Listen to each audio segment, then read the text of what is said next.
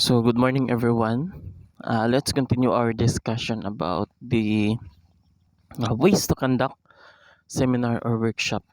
Okay, so let's go about the last time nag-talk na ta about the preparations. Unsa ang mga preparations nga atong buhaton pag mag-conduct og seminar? So, like i-finalize na to ang list sa atong participants, i-secure ang presentations, and the rest. So this time, we'll talk about the implementation. When we say implementation, this is the actual time nga ato nang i-conduct ang ato ang seminar. So unsa ba gyud ang mga dapat nato buhaton during the implementation? So this is the phase where the actual conducting of the seminar workshop takes place. So again, mao na ni nga time nga ato nang i-conduct ang ato ang workshop or seminar. So kumbaga, mao na ni ang day sa seminar. Arrive early at venue to ensure the following. So furniture is arranged as desired. When we say furniture, karibit ang ato mga chairs, ato mga table. So 'di ba? Ga-early ta og adto sa atong venue para maglimpyo, para mag-arrange sa bangko. Sige na. Name tags of participants are laid out. So, isa sa pinaka-importante nga um, butang or thing when it comes to the day of implementation is dapat natay name tags. So, unsa man ang purpose sa name tags? So, ginasadya na siya ang name tags para if ever na ay question ang ato ang participants or na pangutana ang ato ang guest speaker dito sa ilaha, dali lang ma-determine kung unsang ilahang name. Dili kay, "Oh, sige ma'am. Oh, sige dong. Oh, sige day." So we can address their name. Sige Angelica, unsa man imong question? Okay. So di ba mas nice siya paminawon kumpara sa, "O dong, unsa man imong pangutana?" So di ba? That's why we have to prepare our name tags para dali lang ma-determine sa ato ang guest speaker kung unsay ilahang names, nicknames ba or ilahang first name. Okay? Next, participants' informational packets are laid out. When we say informational packets, for example, during the leadership training seminar sa GSWAP or even in GSWAP conventions, natay mga packets nga dili ni bulsa nga packets kumbaga mga packs kung asa dito nakabutang ang handouts, mura siya envelope yun siya or folder ba unsa ang ihatag sa tuang facilitators. Na dira ang handouts, naapod dira ang for example nabay extra notes kung asa pwede ta mag-take note, naapod siya ipakapit nga ballpen, naapod dito yung name tag na ibutang. So ingana siya. So nganong ingana man ang mas nice i-prepare because compare sa mag-disseminate ka og isa-isa ka handouts during the much better nga mag-disseminate ka ning informational packets. So because mas arrange, mas siya tanawon, mas nindot siya tanawon, then of course if ever nga mga unsa may kabutangan ang imuhang participants nga dili mabasa, dili magisi, dili mahugaw. So nga na siya. Next, equipment and material required by presenter are ready and working. So for example, iyang gigamit is projector para sa iyang presentation. We have to make sure nga okay ang projector. Dili siya blur, dili siya layo tan-awon pag dito sa likod ang viewers. So nga na, we have to check, we have to prepare nga okay ang materials. Another is, for example, microphones. Dapat i-make sure gyud nato nga gagana gyud ang microphone. Naa gyud siya enough nga speakers para kusog ang iyang tingog, dili makaluya. So that's it. Completion of registration forms. So napud tay ginatawag nga registration forms. So pag-enter pa lang sa ato ang participants, nata ditoy registration form sa ilang name, ilahang signature. So na siya usual. Okay? Next, welcome address and introduction of presenter. So, during the implementation, paano ta mag-start sa tuang seminar? First is, nag-start ta usual by prayer. So, usually gid na siya, ga-start gid ta sa prayer. Then, for seminars nga medyo dinagkuan, sometimes ano ta, national anthem. But, optional lang na siya kung magpa-national anthem ka or dili. Okay? Pero ang prayer, usual gid na siya. We have to have our prayer before gid ang opening address or welcome address. Okay? So, after the prayer, mag-start na to ang welcome address. So, kinsa man ang sa welcome address, kinsa ang kumbaga nakatoka ning welcome address, of course, the facilitator, ini representative sa group, or kung ikaw lang isa, ikaw gid ang welcome address. And pwede pud ka mag-tap og iba. For example, sa group work, pwede ba nga i-tap nimo ang imuhang president sa group or any of the group. Pwede ta mag-tap for the prayer. Okay? And of course, introduction of presenter, introduction of our guest speaker, kumbaga. So, unsa pud ang content ani? So, unsa man gyud ang usual nga ginabutang nato pag mag-introduce tawag speaker? Unsa tong ginaingon? Iyahang autobiography. When we say autobiography, iyang shorter info like iyang name, asa siya nag-graduate, unsa iyang degree, unsa iyang mga achievements, no? Nga inline dito sa ato ang topic nga i-conduct nga seminar. For example,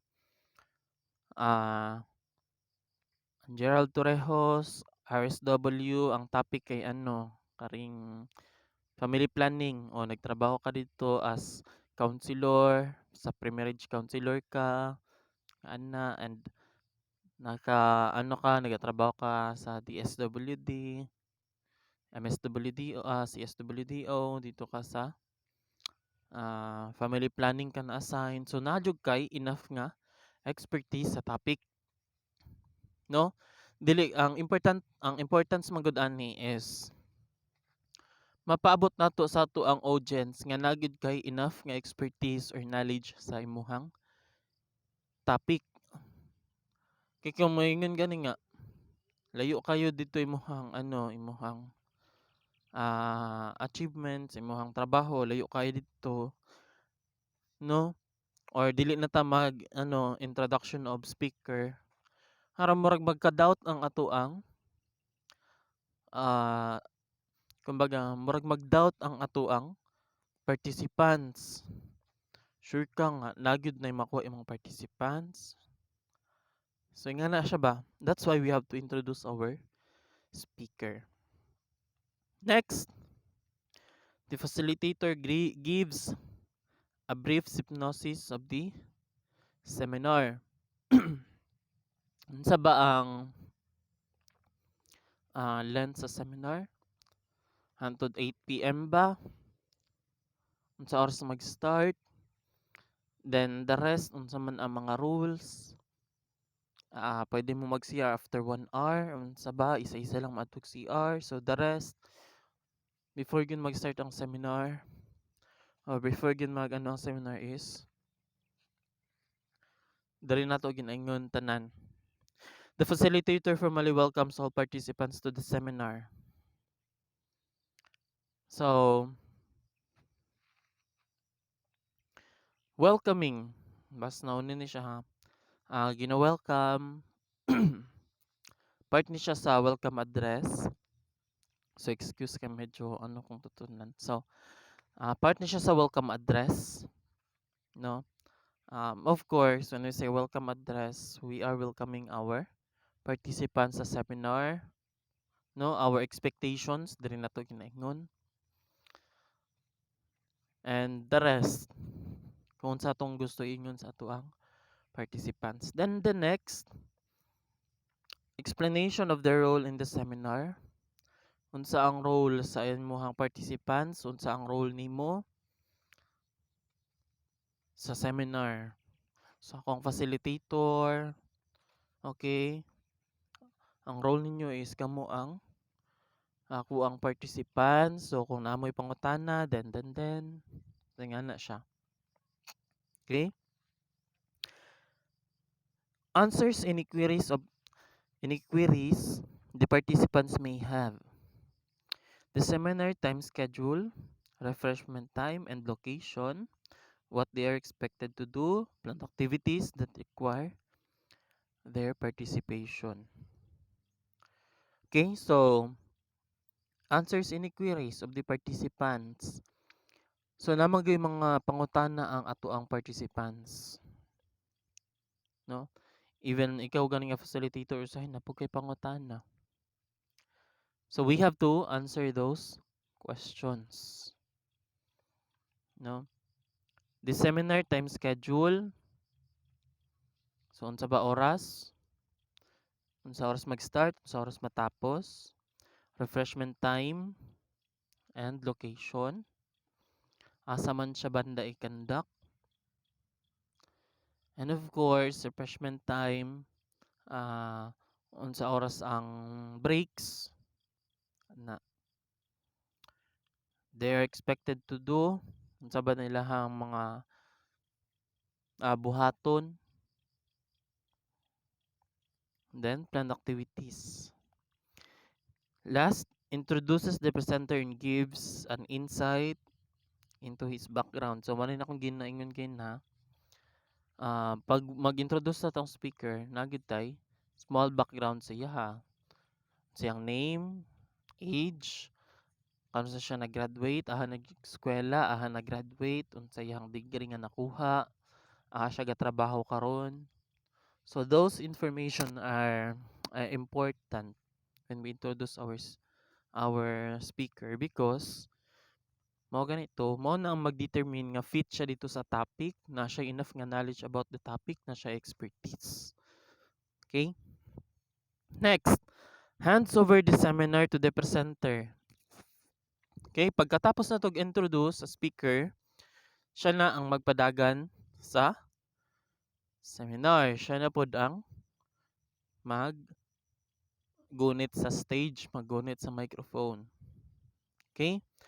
Because diri naman to nga time nga iyahan nang i-discuss ang iyahang topic or itudlo na niya kung unsa ang dapat niya itudlo dito sa ato ang participants.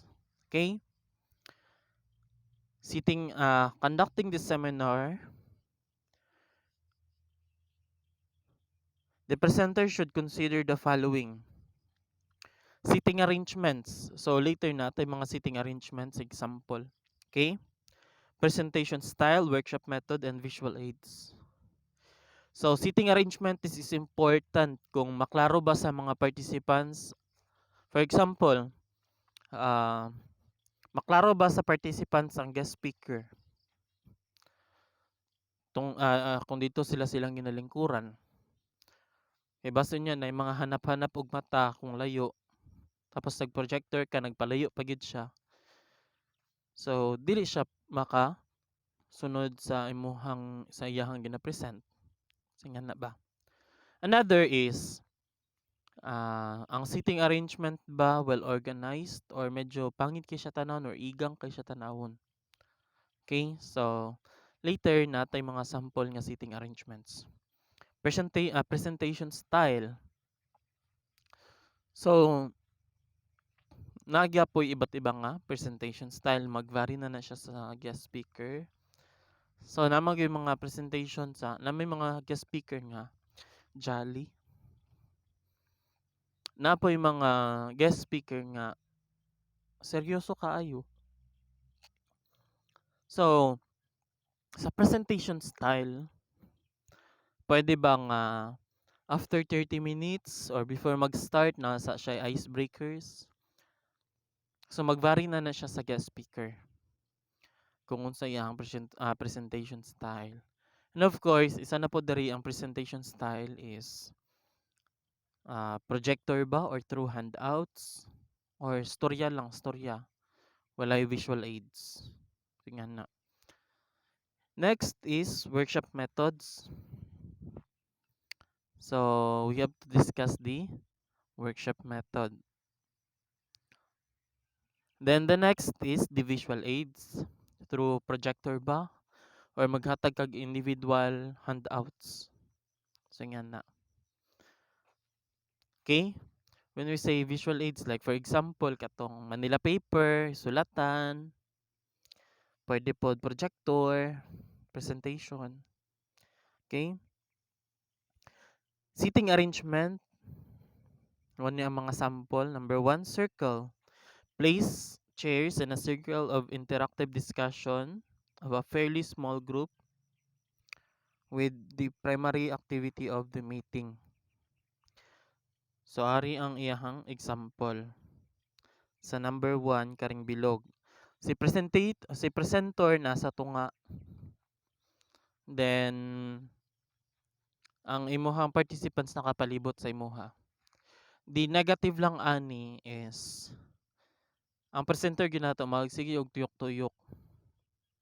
Magsige siya og tuyok-tuyok kay naman siya matalikdan nga audience or participants. So that's why iyahag gyud siyang tuyok-tuyokon gyud siya anana.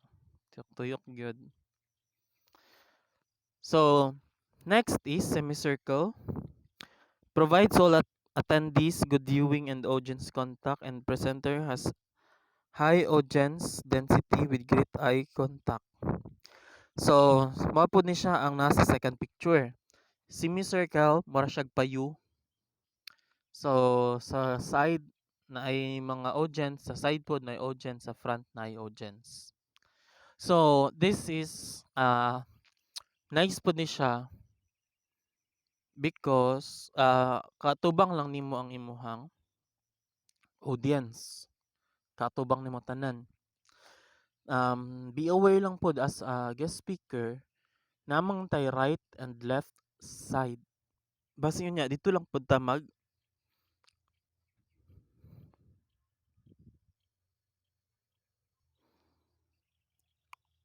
focus sa karing front side. Ang left o right side ato ang pasagdan or kanato ginatagag attention. So di ba? Okay. Next, herringbone. Theater or classroom setting, positioned in angles or curves to face the stage. This setup is both unique and functional. So mao ni siya ang herringbone, herringbone, bone rather. So mao siya og paslant nga nakaatubang sa stage. So sometimes ingani to makita sa simbahan, no. So unsa pod ang ano ani, unsa pod ang positive? Ang advantage pod ani isa lang katan-awan, left, right, no? Nganong left ug right lang man? Because ang tanan sa ang nakasa ang setup is sa left side nakatan-aw sila tanan sa imong directly. Sa right side nakatan-aw pud sa imong directly ang participants. So as a presenter or speaker, dali lang nimo lingi-lingi, duha lang ka lingian ang imong tan-awon. So mangana ang herringbone. So herringbone. Next, classroom. Rows of chairs as in theater, placed along narrow table. So kabalo naman gyud taon sa set up sa classroom. So pag naata sa ano, tong naata sa ni high school, tag duha-duha ba ang magtapad or isa lang ka row, by row siya. So ingani ang classroom. So kumbaga by rows. So the same lang gyapon siya sa semicircle, no? Naghan ka og row nga dapat tan-awon sa left, sa right ug sa mid. So ingana siya. Okay? Next is banquet rounds. A series of round tables set with 8 to 10 chairs. This is a good setup for meals and or networking among these people at the table. So this is the banquet. So na siya isa ka table, round table. Og ang round table palibutan siya og mga bangko. Good lang din siya if ever nga for example, pag magkaon na, so for meals, but way back 2000 um 17 or 18 during our GSWAP convention or leadership training yata to. Ingani ang setup. So ang ingani pod nga setup isa ka table with 8 to 10 chairs or lesser depende sa kadakon sa table. Less than or more than 10 chairs, no? Especially pag ano lang, pag rented atong venue, utilize gyud nato ang isa ka table. Kung kasya 12 jud ka buok atong ibutang. Okay? So ang ingani pod nga setup, tan-aw na to ang setup. Medyo katag ni siya. Because kumbaga mura siya division by group. Mura siya gi-divide nimo siya into groups. So medyo ano po ni siya sa presenter, dapat abtik lang pud ka og mata. Nga naman, daghan mo gud nga table. No, daghan kay nga sides ang imong tan-awon. So depende na pud na siya kung paano i-handle sa presenter. Okay? So kani man gud siya medyo for me sakit siya sa mata. Kadaghan kay nga table ang imong tan-awon. Nganong importante man gid nga tanan tagad og attention para tanan maano nimo nga ginatagaan po nimo sila og pansin. Once man gud nga dili kay nimo sila tagahan og pansin, dira na ma-start nga maboring sila. Kaya kung na sila ginabuhat ra maulaw man sila cellphone then whatsoever. Maulaw po na sila usahay atong participants. That's why importante nga natay eye contact sila time to time. So ingani nga setup is medyo ano ni siya, medyo hago. Okay? Next, U shape. Rows of long Narrow table shape to form U. Best for interaction between attendees as in a meeting. So yung ani siya, man siya og long table, usual sa businesses yung ani. Man siya, dili siya murag, this is a long table. Ang asa left o right side na ay nagatubang nga mga participants. So unsa man ang ano ani ah advantage. Advantage siya sa speaker kay medyo duol lang man siya.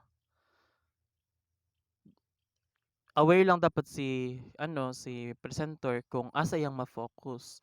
Kaya usual magud sa kataas sa table, ang ma-focus lang ang nalang gyud sa tubangan sa table. So yung ani ang mahitabo tong during review namo para sa board exam. Yung ani amo ang setup. So sometimes ang ma-focus lang ang nagyud sa front sa speaker. Ang dares nga nasa likod nagsigig pang ab, no? Another para pod sa participants.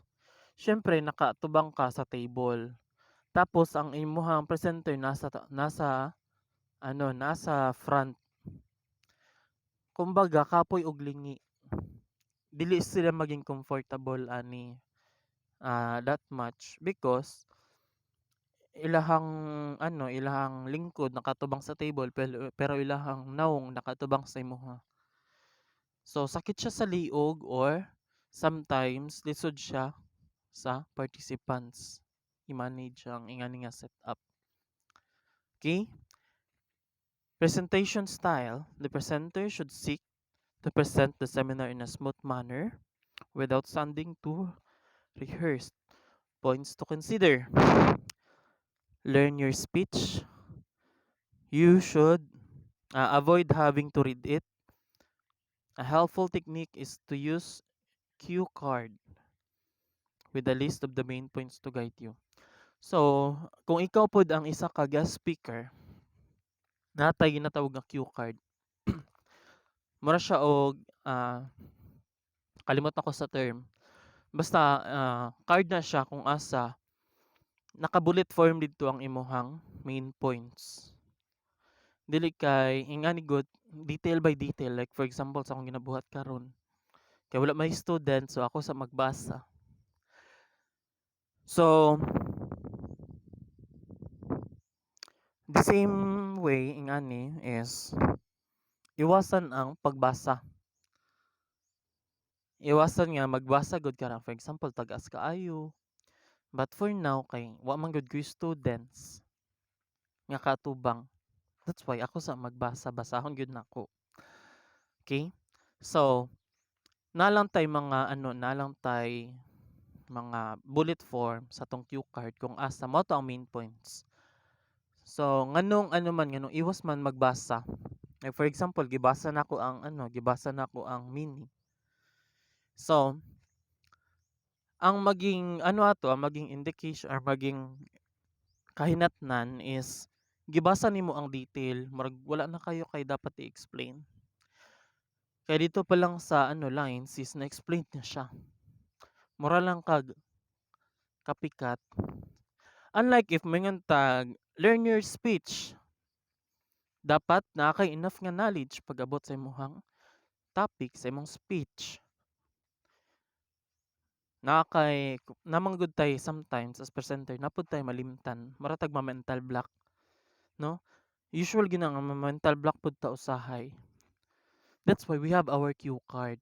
Kay sa cue card na dito tanang details, ang main points. So nga na siya. Then practice. Practice. Unsa ba nimo pag-control sa crowd? Especially pag first timer, pero pag maka-hold na ka og mga pila ka workshops or seminar, you will used to it. Kabalo na ka mag-handle. Pero pag for beginner pa lang, dapat practice and practice gid ka. Then next is dress. Wear proper attire. Dili tong kita imong pusod. Presenter ka, kita imong pusod. So ingana good, dapat na kay proper attire. Dili kay karang presentable ka tan-awon and respectful, no? So ingana, dress. Avoid doing any distracting mannerism. Kara bitong ato ang mga gestures or mga lihok-lihok sa lawas, body movements nga maka-distract. So iwasan na to na. Kung kaubuhon gid ka, excuse ubusa. Okay. Karang kuan guys, karang so maka-distract man gud na sa ano. Maka-distract siya sa imong presentation. No? Namang gyud sometimes pag wala kay proper nga practice. Pag-abot og mga 30 minutes nga speaking, storya-storya, sakit na imong tutunlan. Sakit jud siya sa tutunlan, to be honest. So dili basta-basta maging speaker, dili basta-basta maging ano kay lisod pod siya. That's why you have to practice. No? Pag di ka sanay sa syagit-syagit, dapat sanayon gid imong sarili sa syagit-syagit. Sometimes kay kung di ka sanay, mga 30 minutes pa lang sakit na imong tutunlan. Okay? So dili pod basta-basta maging teacher. Kay nga na gyud sakit sa tutunlan mag-discuss. Okay? Avoid showing your nervousness, especially pag first time ka mag-present. So, paano ma-overcome ang nervous? Of course, you have to show nga na kay enough nga knowledge sa imong topic. No? Ay, master na ko ni. Ay, kabalo ko sa akong topic. Kabalo ko mag-control. Nga na ba? Think about the positive things you have. Nga prepared ka. Of course, if you are well prepared as presenter, wala kay dapat kanerbyusan. Wala kay dapat kakurugan because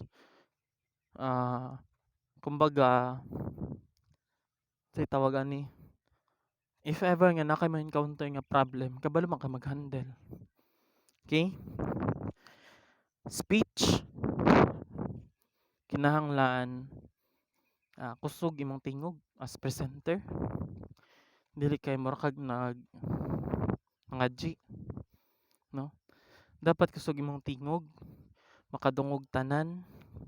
Of course, klaro. Kumbaga, diri po nato implement nga dili dapat makita nga nervyos ka.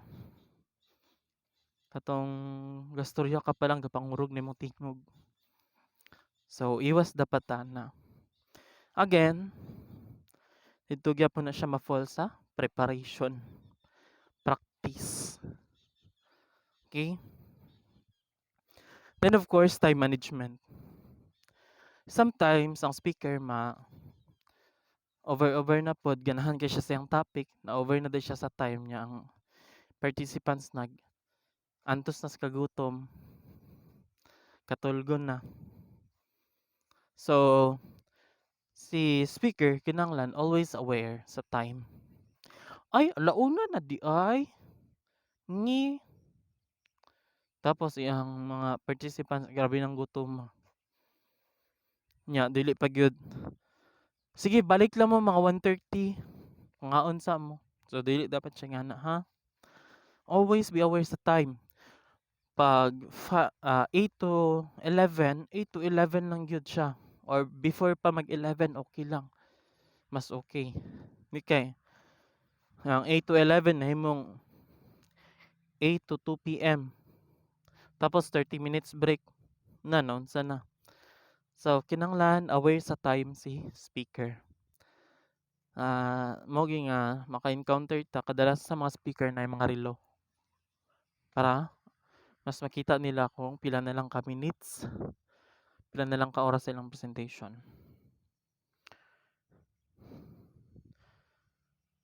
Next, workshop methods. The methods used in workshop must suit the objectives of the workshop.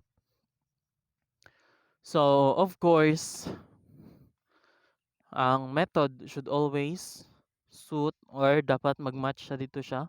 Mag-match siya dito sa type sa seminar nga conduct or workshop. Objectives can be classified as knowledge, skills, and attitude. Mo na ang objectives. Like for example, workshop. Atong objective dira is makagain sila og new skills. Seminar, makagain sila og bag-o nga knowledge. So nga na ba the objectives? Next, presenting information. Brief presentation followed by questions. So, in order for us to know as speaker kung nagets ba gyud sa ato ang participants is we let them ask questions. Yun na ano na to sila kung naba sila questions or clarifications. Presentations with designated respondents. Assign specific tasks to various participants. Then a panel discussion. Then so a debate for so sometimes napod tay mga debates during the presentation. So this is an engaging method of presenting material since participants themselves take part. So medyo saba kay nakastep sa dalan, okay? But still just focus. So debaters should be encouraged to focus on convincing one another their arguments rather than discrediting or attacking their opponents. So kumbaga ang dapat ang ano nato nga ang participant sa debate is gina-encourage lang niya to change the minds of his or her opponents. Dili kay bugo jud ka, mag trash talk na, bugo jud ka, dili gyud bugo jud ka, ing-ani na siya. So inga na sometimes but informal debate wala man jud inga na nga ano wordings, kung inga na ka pildi ka. But in informal debates nagi sometimes inga na. Okay, prepared media. This method used to simulate conversation not to replace it. A popular form of videotape presentation for use with small groups. Trigger tape, a brief dramatic presentation that triggers interaction among participants. So, nakatry mo og for example karang ano bitaw karing nasa sila mga advocacy about no to lowering the minimum age of criminal liabilities. So nag-prepare sila og mga videotapes and documentaries kung unsa kalisod ang life sa mga bata dito sa prisuhan while nakasagol sila sa adults sa mga videotapes, mga documentaries. So sometimes naay ginapakita to ang presenters ingani. Okay, so that's all for today. So ingana tanan mo na gini atong last topic for the finals and ato ni siyang i-actual through virtual lang. So maghatag lang ko og brief info sa GC or sa karing Google Class. Okay, so good day everyone.